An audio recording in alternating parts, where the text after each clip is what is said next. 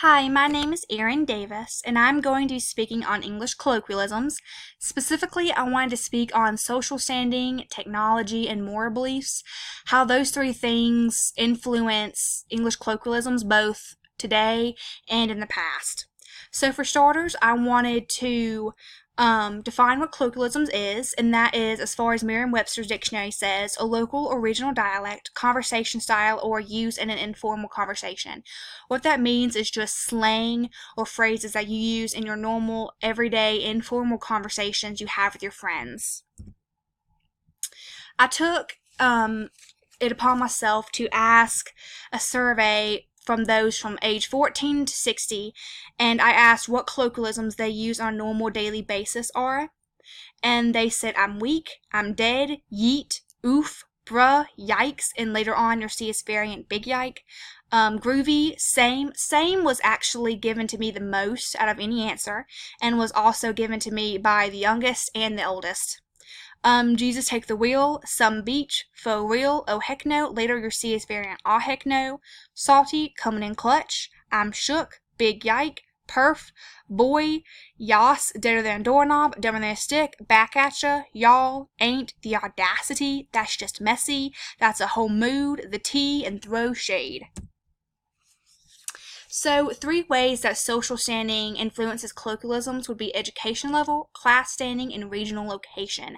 With education level, it was said by the Water Cure Journal that slang is used by the half-educated and vast portions of society. I wouldn't go as far as to say only the half-educated use slang words and colloquialisms, because I have heard professors with doctorates use colloquialisms within their lectures. So I wouldn't say it's only used by the half-educated. However, I would say that the higher you go in your education, the more your vocabulary grows. So it does affect your colloquialism use in that way. And then class standing. A good example of this would be how when Cockney was widely used by the lower portions of English society, and then when you went up higher, say to the Queen, she would speak more proper English. And then regional location. So a good example of this would be in the southern portions of the U.S., you hear y'all and ain't being used quite often. However, if you go up to the northern portions of the U.S., you wouldn't hear that as much. Another word I was going to use as an example would be blazing.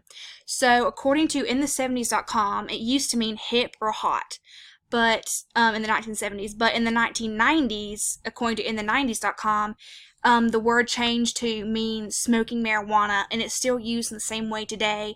A reason I can think that this changed would be how the social standing of marijuana has changed in the past several decades. So in the 70s, though smoking marijuana was popular, it was more taboo than it was in the 90s or today. So I believe that that influenced the meaning of the word. And then another word I want to use is the word bum.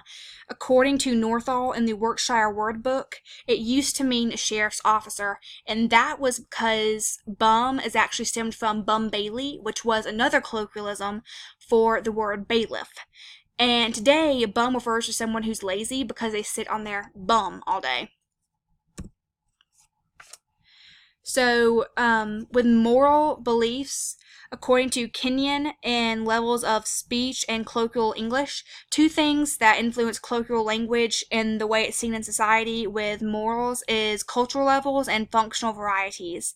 So an example of this would be if I went back in the Bible days and I used the word piss, it wouldn't be seen as vulgar as it would be today, because in their culture, it had a different function variety.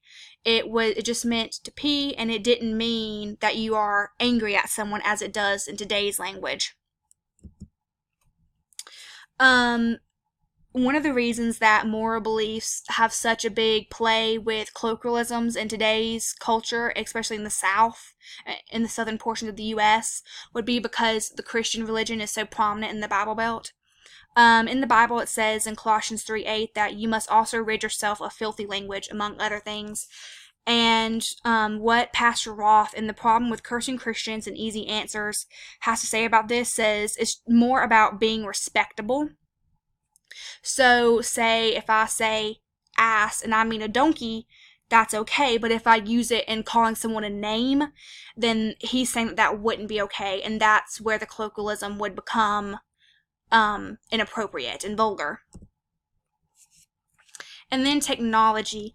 If you go back in the 70s and 60s, gadget was a word for technology in the Navy. It came from the word gadget, and it usually wasn't a widely used word unless you were either in the Navy or in the coastal towns where the Navy would dock and would mingle with you, and you'd begin to use their words. And then whenever the show Inspector Gadget, and then later the movies came out for Inspector Gadget, the word gadget became more widely used to mean technology. And also just the spread of that word through television is what changed it. And then Sadova Hodling in The Role and Value of Tech in Teaching Colloquialisms says that technology is drastically changing the English language and in all languages, and it helps youth to borrow words from other languages. And this is through social media and memes, because youth is using those two platforms to socialize with those in other countries, and they can learn their words and their colloquialisms and mesh them with their own. And Sadova Hodling refers to how the Russian language is becoming very mixed with the English language because of social media. And then also texting is another big example of this, because if you look at words such as how laugh out loud now is LOL, because texting shortens those words so it can be quicker. So those are the three ways that I believe that that colloquialisms are influenced.